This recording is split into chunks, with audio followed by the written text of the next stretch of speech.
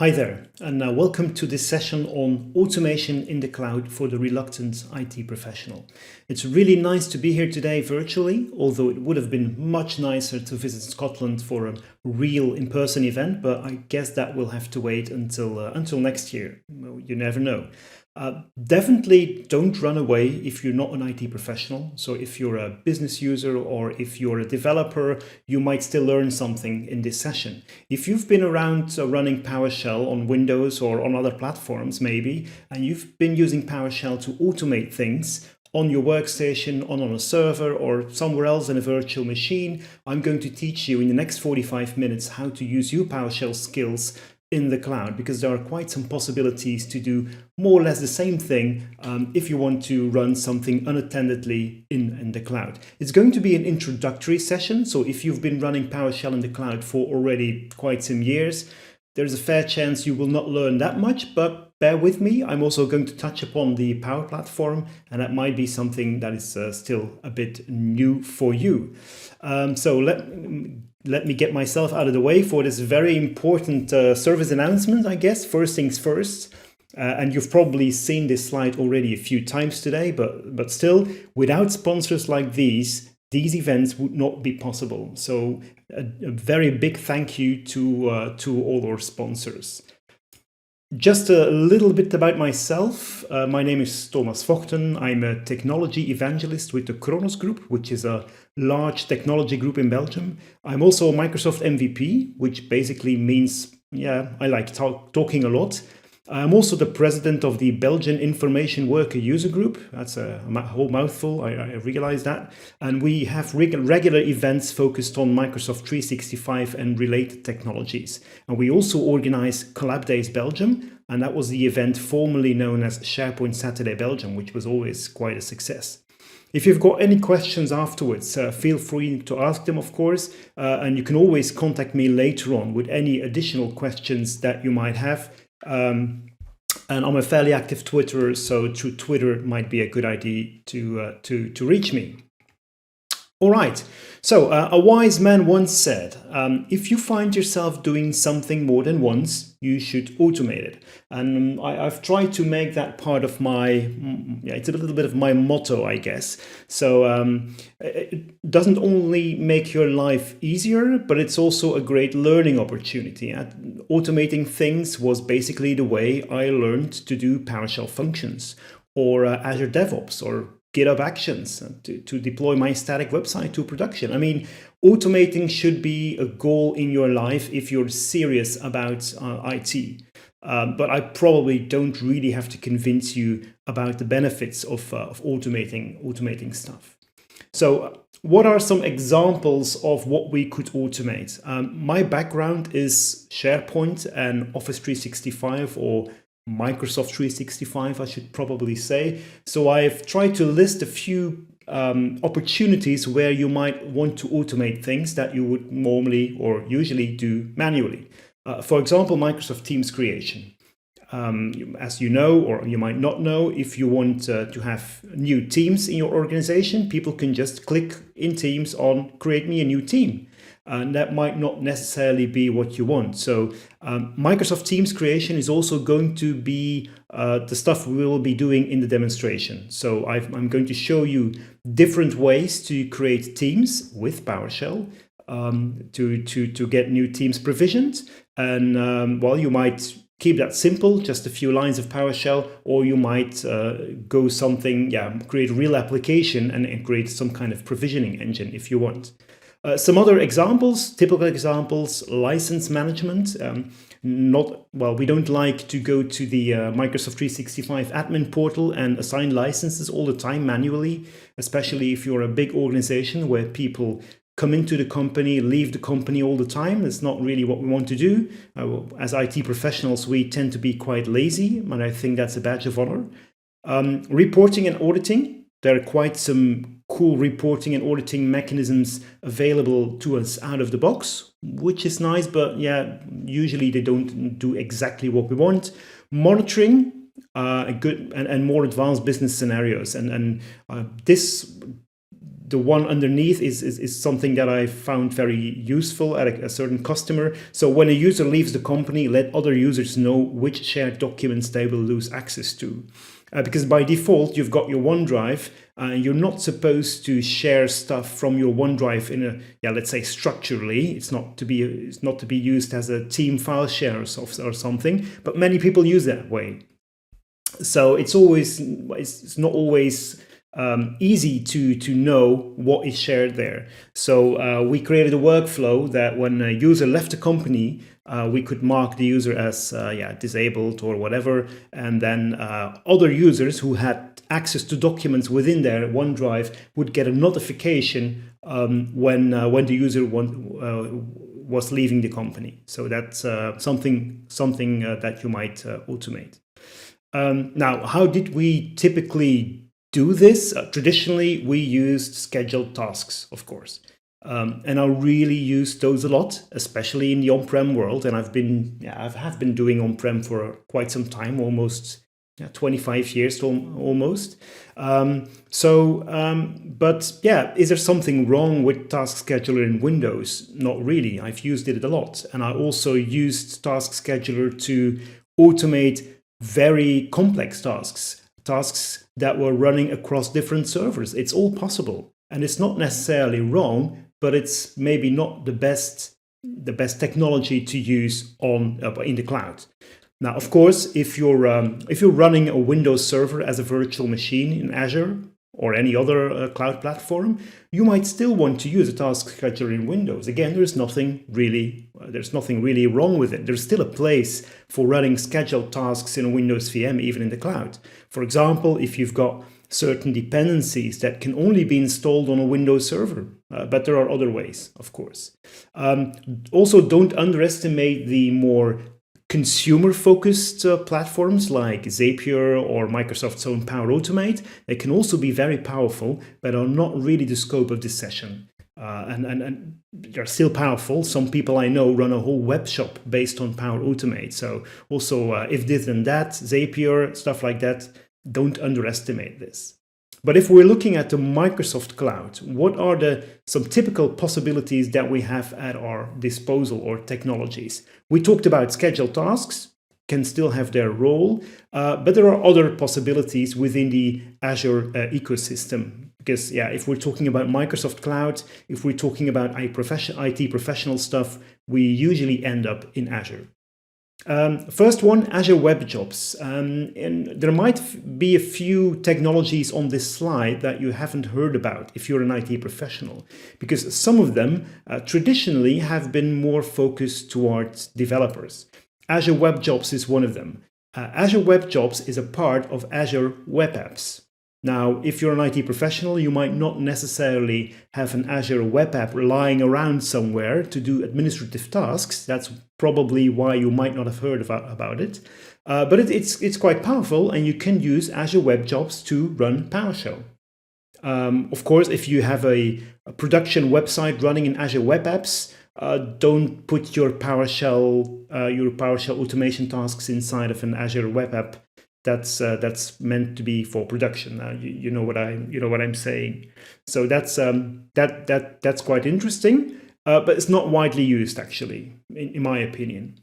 Azure Automation, that's something completely different. It's the traditional way to run PowerShell in the Microsoft Cloud. It has been around for quite some time already, quite some years. It's quite powerful, and it also has a few nice integration possibilities. For example, if you're using PowerShell and if you're used to running PowerShell, you know about the PowerShell gallery. Well, Azure Automation has native support for the PowerShell gallery. That's quite cool. Another one is Azure Functions, and well, if you're talking to developers, they are always very enthusiastic about Azure Functions. It's it's all the rage, as they say. Azure Functions is really, really cool. It's also serverless, and you can use it to build very interesting services, especially if you're a developer, but it can also run PowerShell. And Azure Automation and Azure Functions are the two technologies that I'm going to demonstrate to you later on in this presentation. So we'll get back to Azure Automation and Azure Functions in much more detail in the coming minutes. Some other services that you might use to automate stuff in the cloud. First and foremost, Azure Logic Apps. Like I said, Azure Logic Apps, it's I wouldn't say it's consumer because it's a part of Azure. It's primarily targeted on developers, but it's closely related to Power Automate. Power Automate and Azure Logic Apps are family. They're based on the same platform, and Power Automate is a little bit more for consumers than Azure Logic Apps, but doesn't say you can't use Azure Logic Apps at all. It's maybe a little bit more powerful. It's also a little bit more extensible, but it runs within Azure. It doesn't have the same ties to the consumer ecosystem as Power Automate has. For example, Power Automate is closely tied to consumer services like OneDrive or maybe or SharePoint, although, well, it's not really consumer, I realize that, but the more traditional productivity ecosystem of Microsoft. Some people also choose between Power Automate and Azure Logic Apps for different purposes, for example, licensing. In some cases, it might be less expensive to run your logic in Azure Logic Apps and not in Power Automate, vice versa. So a few other technologies that you might want to consider if you want to run your stuff in the cloud. Azure DevOps, and we can't talk about Azure DevOps without also mentioning GitHub Actions these days. But they can also used to automate stuff. You can run PowerShell from within Azure DevOps or GitHub Actions if you want. It's not always that straightforward, and usually Azure DevOps is used in scenarios where in typical developer scenarios.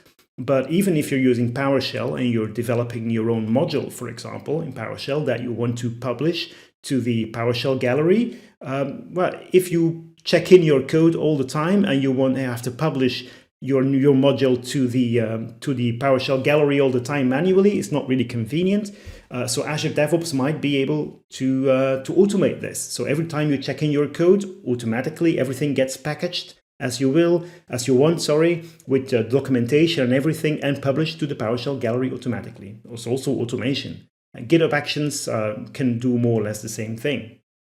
Last but not least, Azure Batch. It's also something that many IT professionals haven't really heard about, in my opinion, or in my experience, but it's really, really powerful. You can also use Azure Batch to run PowerShell, but it's primarily targeted at very high workload with very data intensive. If you want to run, well, thousands of scripts at the same time, Azure Batch would be a nice choice. I must say nowadays, for scenarios where Azure Batch was traditionally the solution, I tend to go to Azure Functions. But there's always a choice, of course. I haven't seen many people use Azure Batch to run PowerShell, I must say, but it's possible. There are even some technologies which are not on this slide, like AKS or containers, stuff like that. There are other possibilities that are lined up on this slide, just that you know that.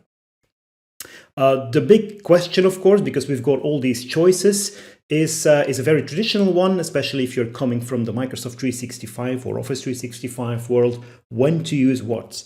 And I think I'm a consultant, so I say it depends a lot. And in this case, again, it really, really depends a lot.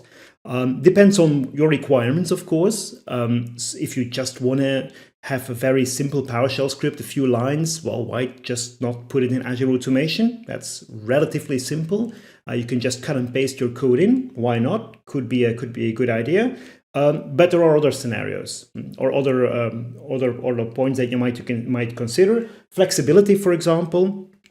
Azure Functions is much more flexible than Azure Automation. It can also be used to tie other services together, like a whole orchestration engine that's quite flexible. Cost might be an issue, but both Azure Automation and Azure Functions are relatively inexpensive. We'll get to cost later on in the presentation. Complexity, like I said, if you just want to run a few lines of PowerShell, you might go for Azure Automation, or maybe even a scheduled task in a Windows virtual machine.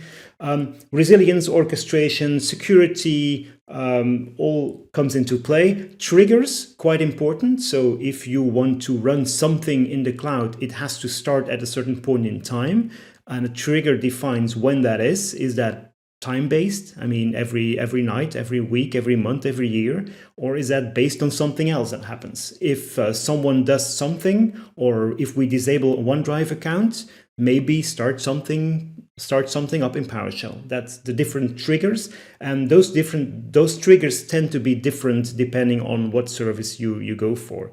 Scaling and output needs, that again are things to take into consideration. But what if I just want to run some PowerShell?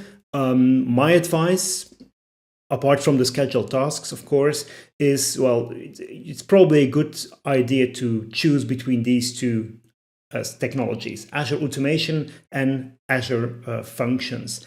These are also the technologies I'm going to focus on further on in this session. Now, if you want to run PowerShell in the cloud, because the PowerShell is running unattendedly, there are some additional considerations that we have to consider. So security practices. The first one being credentials. Of course, we all know we shouldn't put username and password combinations or client ID, client secret combinations in our scripts, credentials in general. I've been guilty of putting some form of credentials in my scripts in the past. I think, well, everyone did that or does that. Really try to avoid that. There are many other possibilities to do that. I'm going to show you a few of those in my demonstrations. But yeah, don't put credentials in your scripts. And the other one is what permissions do you need? Because if you're running code unattendedly, well, that code should have some kind of identity, because if it wants to, for example, create a team, well, you should have the permission to create a team. So your app needs an identity, or your script needs an identity. For example, when interacting with other services like the Microsoft Graph, your scripts need permission to do so. Configuration of these permissions is done through Azure Active Directory. So for IT professionals, sometimes it's a little bit confusing because you should create an application in Azure AD. It's not yet they have to be a developer or something. No, it's you have to register, or you have to define an identity in Azure AD.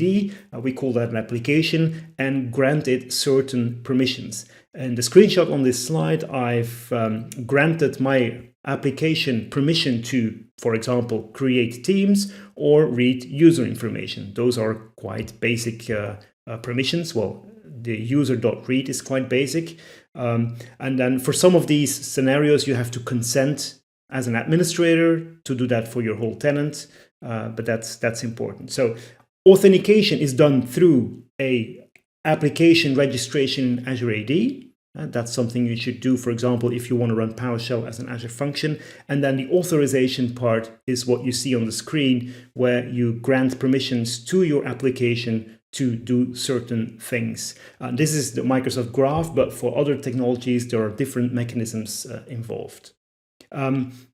So where do we store these credentials then? Because it's not because we have an application that we don't need credentials. There is still something to be authenticated to.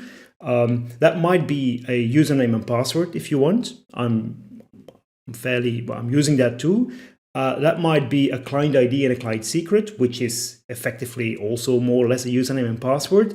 Or that might be something else like a certificate. And that's also what I'm using in my demonstrations. A certificate that you upload to Azure. You might also use the same certificate on your local machine. And you're using a private public key combination to authenticate your application to Azure AD. And then you can do whatever you want to do. So first one, is Azure Automation, first technology that we're going to cover in a little bit more detail. So Azure Automation has been around for quite some time, as I already said. It's a tried and true approach if you just want to run some PowerShell. There are a few concepts here. Running PowerShell in Azure Automation is done through what they call runbooks.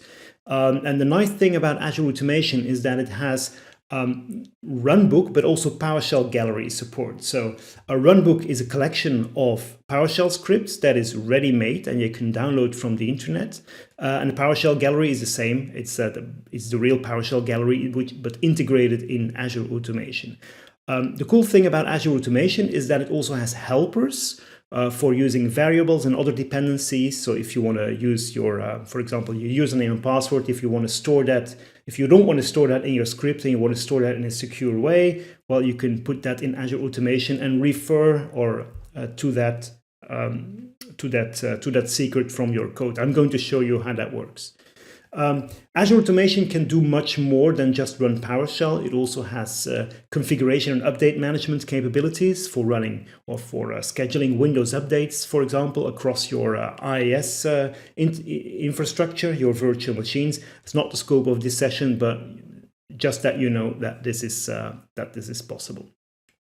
So, and what we're going to do today during the demonstration is, I'm going to use Azure Automation to create Microsoft Teams. Now, in this first demonstration, I'm going to use the Microsoft Teams native module for Microsoft Teams to create those teams. And in the other demonstrations, I'm going to use two other methods to create Microsoft Teams with PowerShell. But in this first one, we're going to use the Microsoft Teams module. So here we are in Azure. I've created a resource group for today's session, and I've created a few resources in there. The first one being an automation account. Setting up Azure Automation is quite simple, actually. It's more or less next finishing your way through a wizard. It's not that difficult. And then you end up with a service like this. And like I said, Azure Automation does multiple things. So you have stuff for configuration management, for example. You've got update management. You've got process automation, which is what we are interested in today. And that offers some interesting capabilities. First of all, we've got runbooks, we've got jobs, and we've got different galleries, and the runbooks gallery is one of these examples. So let's have a look at runbooks. And I've got one runbook already configured today. It's a Teams creation runbook. Teams creation runbook is basically just a PowerShell script. So there are all kinds of properties that you can define. Of course, you can define a schedule. You can define all kinds of dependencies. But if we just go to the jobs, you find the history of the different of your different runs. And all kinds of other properties. Let's go to our PowerShell script. Let's view the PowerShell script. And it's actually, and I know people during sessions always say something is simple, and I hate that myself, but I must say that this is quite simple. So what we're doing here, we're going to create a new team with the native Microsoft Teams commandlets. So we're going to do new team, display name, demo team, AZ automation. Now, to be able to do so, we have a few dependencies that we should take into account. First of all, is a credential, because we want to create new teams, so we want to have some permissions and credentials to do so. So what I'm using here is a mechanism in which we can store the permissions inside of Azure Automation, and from PowerShell we take a reference to that from that credential. So we've got get automation PS credential. There is a name which is configured somewhere else. We're extracting the username and the password, the secure password, and then we're piping that to a credential. And then we connect to Microsoft Teams. We connect to Microsoft Teams with that credential, and then we're able, if everything goes well, we're able to create that team and finally disconnect from Microsoft Teams. It can take a few minutes to run, so I'm going to start it already. And let me quickly go to Microsoft Teams. Microsoft Teams. So we've got two teams here, the deployment team and an onboarding team. And with a little bit of luck, in a few seconds, hopefully not too long, we will see a new team appear here that we created in our Azure Automation account. Now, it's going to be an empty, simple team. We're not doing anything fancy like creating tabs or additional channels or adding lots of members. No, we're just creating the team. But as we're using PowerShell, you can do whatever you want, basically. So we'll get back to this, and then hopefully the team will be created. So let's go back to Azure Automation. If we want, we can go back and look at the history. So if we look at the jobs, it's still running. Let's look at a completed one. There is some logging. Of course, much of this logging is defined by what you do in your PowerShell script. So if you don't do anything, you won't have that much logging. But in this case, it is outputting the name of the team and, well, most of the properties, exactly the same output that you would get if you would just do that on your workstation. So I've run this already a few times to test. With a little bit of luck, it's created now, and it is. So demo team AZ Automation is created with just a general channel. Nothing special there. So that's quite, whoops, sorry, wrong tenant. That's quite that's relatively simple. Let's look at the interesting integrations that I mentioned. We've got the runbooks gallery. Now, the runbooks gallery is a collection of scripts that you can download yourself from the internet, which were created by other people. For example, to, well, in this case, start Azure VMs or stop VMs. In my opinion, most of these runbooks are relatively older, so you still might want to change a lot of things. It's also nice that they're migrating this runbooks gallery to GitHub. So in the future, you'll be able to contribute also to these runbooks, which is much nicer because now it's a fairly static environment. Something else, we talked about Microsoft PowerShell integration. There is also a modules integration here, because if we're running PowerShell and we're using the Microsoft Teams commandlets, well, in the real world or on your PC, you should do an import module or something like that, or a find module if you haven't installed it yet, or install module. Well, we have to do the same thing in Azure Functions, in Azure Automation, because otherwise it will not work. So what I've done is I imported the Microsoft Teams commandlets manually. And you see there are other commandlets or other modules already loaded by default. That's done by Azure Automation itself. But that's what you should do to make your scripts work. And finally, this is the modules gallery, but this is basically the same as the PowerShell gallery. So if I do like Microsoft Teams and I search here, you will get the exact same output if you did a find module in PowerShell. So you can also import your scripts from here. So that was in a nutshell Azure Automation. Let us go back to the slides, and well, go to the next one, which is Azure Functions, which is a completely different beast. It's serverless, and yeah, if you're an IT professional, you know there is a server behind somewhere. But the good thing is that we don't really care. We don't have to manage the resources. We don't have to manage the scalability. Everything is done through us. You can just provide some code, in our case, Microsoft PowerShell, and it will run. You don't really care how it's compiled or managed or whatever. We give it some code and it will run. That's the power of serverless, and in this case, Azure Functions. It's really, really flexible and scalable. Like I said, developers love Azure Functions for good reason. It's immensely powerful. You don't have to manage the infrastructure yourself, but you can still choose a plan. So I'm using the free plan, which has a few downsides because it's free. But if you're really serious about Azure Functions, you can also go for a plan with a little bit more and put a little bit more money down, and then you can have a little bit more performance and flexibility. But yeah, it's not that expensive. But we'll get back to that. We've got many triggers to choose from. In Azure Automation, we basically worked based on a schedule, but in Azure Functions, there are many more to choose from. It has a very good integration with Visual Studio Code, which is fantastic. I use Visual Studio Code to manage my PowerShell all the time. It's the tool that you should use. If you're still using Windows ISE, the integrated scripting editor, well, it's really time to look at Visual Studio Code. It is fantastic. It has a PowerShell integration, which is really cool. So definitely use that. It also has support for the PowerShell gallery. So more or less the same thing as Azure Automation. So it can load dependencies, it can load modules dynamically. And yeah, it's really powerful. So you can do almost everything you want, but it can be a little bit intimidating at first. Azure Automation, on the other hand, was quite simple. Web interface, you paste your PowerShell in and that's it. But Azure Functions is a little bit more complicated. But as I said already, the cool thing, it supports PowerShell. It used to support PowerShell in the beginning, the previous PowerShell, like Windows PowerShell, but it now also supports PowerShell Core in the latest version. So that's really nice.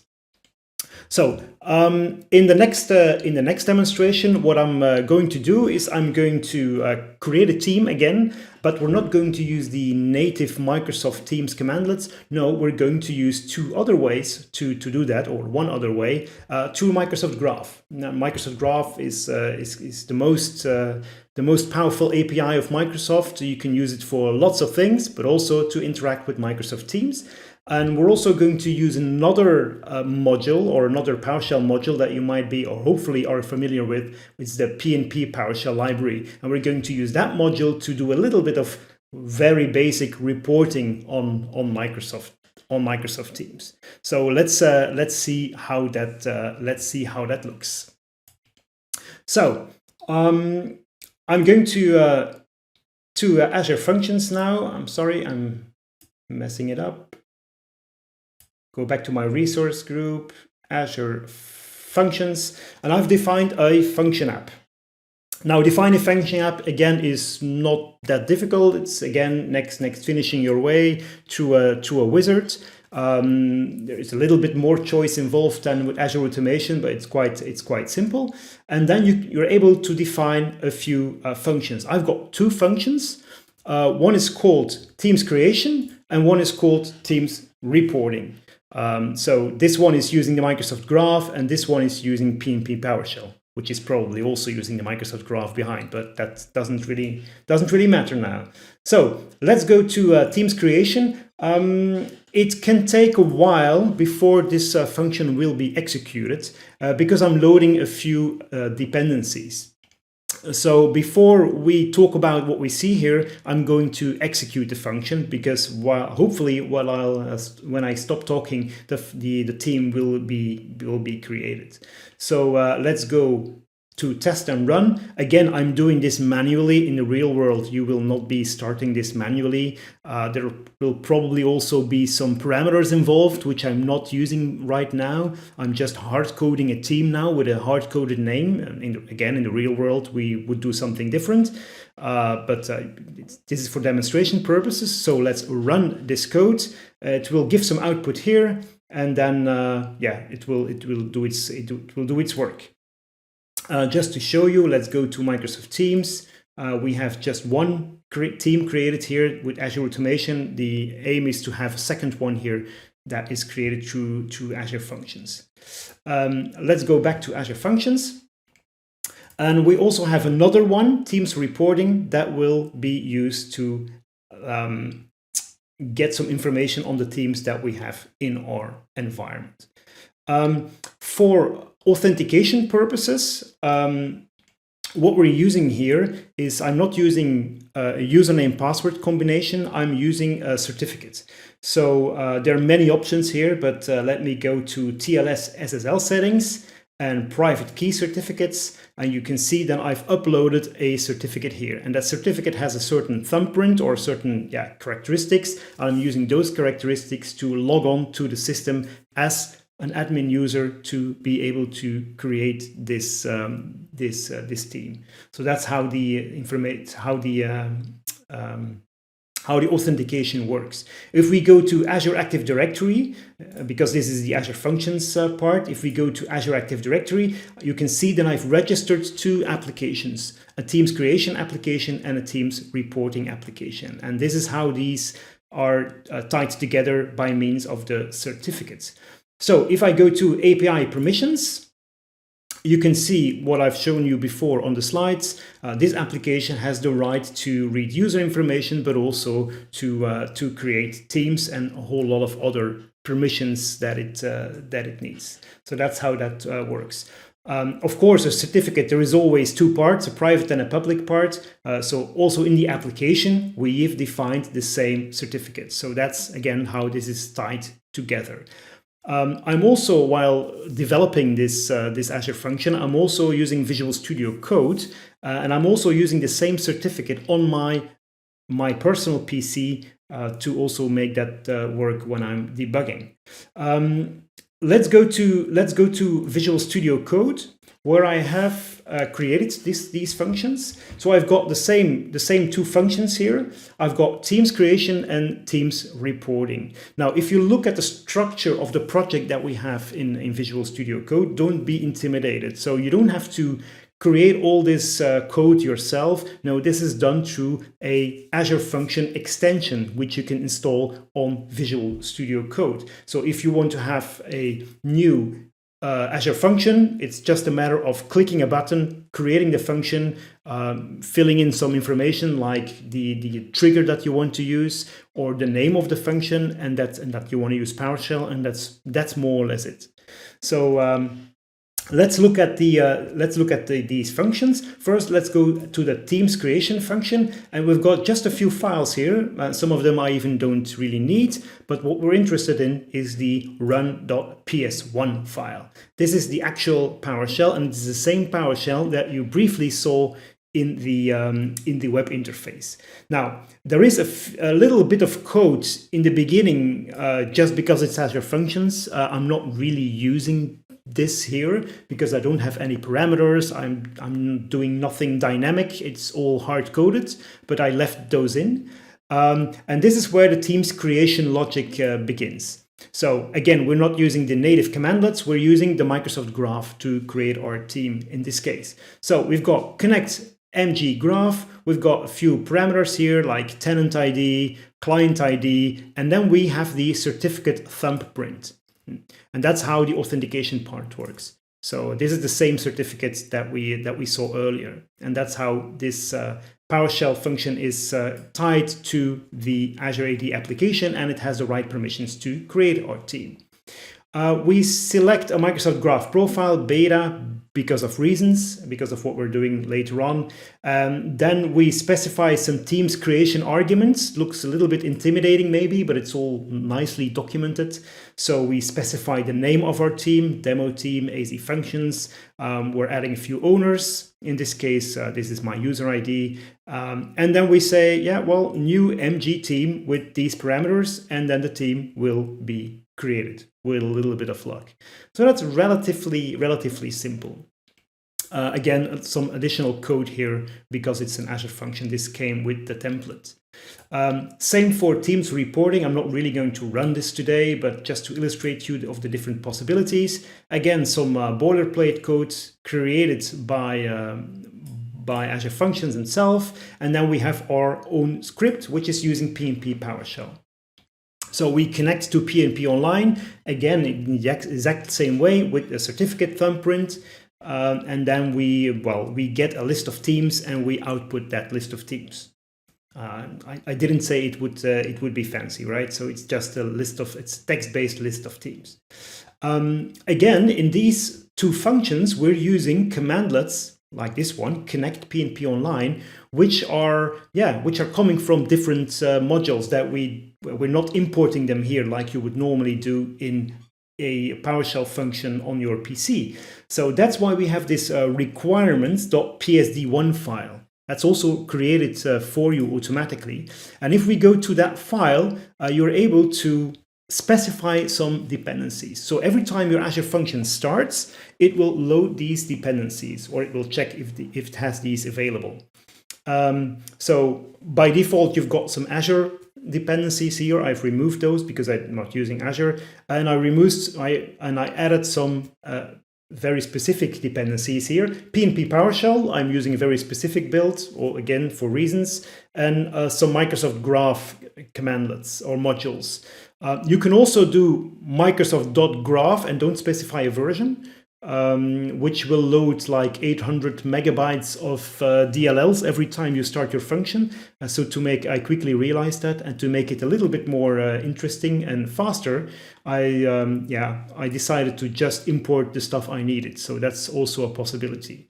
If you're not interested in a very, very specific version of a dependency, you can also do like this, and then it will always load the latest version within this branch. So that's also possible, but I'm using a very specific one here. Now, I talked about the Azure Functions extension that's available through here. You see I've got a few extensions here. I've got a few subscriptions, and in one of these subscriptions, I've got my function app, the same that we saw in the clouds, and I've got my Azure Functions here. So if you want a new Azure function, there is a nice button here, create function. You fill in some questions and then you've got your new function. And you also have a deploy button here. So what this will do is this will package up all the files that it needs to run in a zip file, upload that to Microsoft Azure, and extract it in the cloud, and then you will end up with your Azure Functions. So what we saw in the web interface was not uploaded by me in the web interface, but done through this wizard. So this was in a nutshell the Visual Studio Code integration. Like I said, it also supports local debugging, so that's really cool. We don't have time to go into that, unfortunately, but that's the whole workflow, how that works. With a little bit of luck, if we go to Microsoft Teams, we will see, yeah, and it happened that our Azure Functions created team was delivered to us. So again, that works quite nice. Let's go back to the Azure function, Teams creation, and then we can see that it just run. There is also a possibility to get some logs and everything. I didn't really include that here. But the nice thing is that you can have additional information if you would want. So that's quite cool. There's definitely much more to say about Azure Functions and Visual Studio Code integration, but no, we don't have time to do that, unfortunately. These were just two basic examples of what you can accomplish with Microsoft PowerShell and Azure Functions and Azure Automation, but you can go much, much further. You can really create a real application. A good example is a provisioning solution for Microsoft Teams that is available for free, by the way. You can also download it yourself, which really uses different components, different services within the Microsoft Cloud ecosystem to create Microsoft Teams in a little bit more involved way. This was just using hard-coded values, but of course you want to have the possibility for a user to fill in a form, for example with Power Apps, interface that form in Teams, store the data in SharePoint, and then based on maybe Logic Apps or runbooks or Azure Functions, do Teams creation, do reporting, do all kinds of interesting things. So don't just look at function apps or Azure Automation if you want to run PowerShell. Please look at all the other possibilities there are to automate things in the cloud, and you can really create quite complex orchestration applications like this one. At the end of the presentation, I include the link where you can download a solution that does exactly this. It's quite powerful. So let's talk about costs, because it's all quite cool. And I know I've seen many presentations where I thought, well, this is really interesting. I really should be into that, and then discovered the price. But if you look at Azure Automation and also at Azure Functions, it can, if done well, it can be really, really cheap. So this is a good example, and this is a tweet I copied from someone. My Azure Functions PowerShell, which processed almost 500,000 tickets last month, including a peak of 14,000 tickets a second, geo-redundant across 8 Azure regions, so with all the Azure capabilities, it cost them $8 to run in a month, and which was, they didn't have to pay anything because it was absorbed by their partner credit. So yeah, serverless definitely is the future. If you're not going crazy, and I think this is already quite crazy, but if you're not going that crazy, Azure Functions is really, really powerful, and it's quite cheap actually. So we talked about these considerations, I think, so we could probably skip this slide. Again, what is quite important if you're automating stuff in the cloud, especially if you're orchestrating different scripts running on different platforms, you will potentially run into conflicts. So definitely take conflict resolution into account because there will be conflicts. But that's a little bit more advanced topic, I guess. Something I always mention if I'm talking about PowerShell in the cloud is the maintainability of your scripts and using modern tools to manage the whole system. So you really should look at version control. I'm mentioning Git here, which is quite popular. It's the de facto standard. There are also other source control systems out there. But definitely integrate a version control system in your workflow, because managing scripts with a source control system is much nicer. The cool thing about Azure Functions and also Azure Automation, by the way, is that you can also integrate Git with these systems. So you can work, or you can develop your scripts, you can publish them, or you can check them in a source control system, Git, for example, or GitHub, which is a hosted version of Git. And then every time you publish a new version of your script, it will automatically be configured in Azure Functions, for example. So that's really quite powerful. You should definitely check that out, even if you're not a developer. Some useful reading. The slides will be made available afterwards. So some information on running background jobs in Azure. It's a quite interesting article.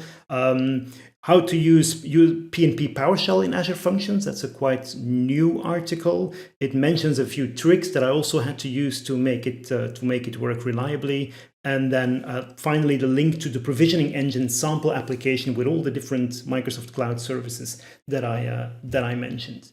Some key takeaways. Well, use the simplest tool that could possibly work. It's not because Azure Functions and Visual Studio Code is really cool that you should absolutely use it. No, if you just want to do something simple, Azure Automation is your friend. Balance cost, flexibility, and complexity when making a choice. So I think we talked about that quite a bit. I tend to go to Azure Automation and Azure Functions if I want to run my PowerShell in the cloud. And don't forget low-code solutions such as Power Automate can also be used to automate stuff. And definitely consider the security aspects such as app permissions and secure storage of credentials. And I should probably also mention that you should use a source control system to complement your toolbox. So, okay, I hope you found it useful. There is much more to say about automating stuff in the cloud with PowerShell. So definitely, if you've got any questions, reach out to me. There is time to ask questions, or mention me on Twitter. Send me an email if you want, and I'll be glad to answer them for you. Thank you very much.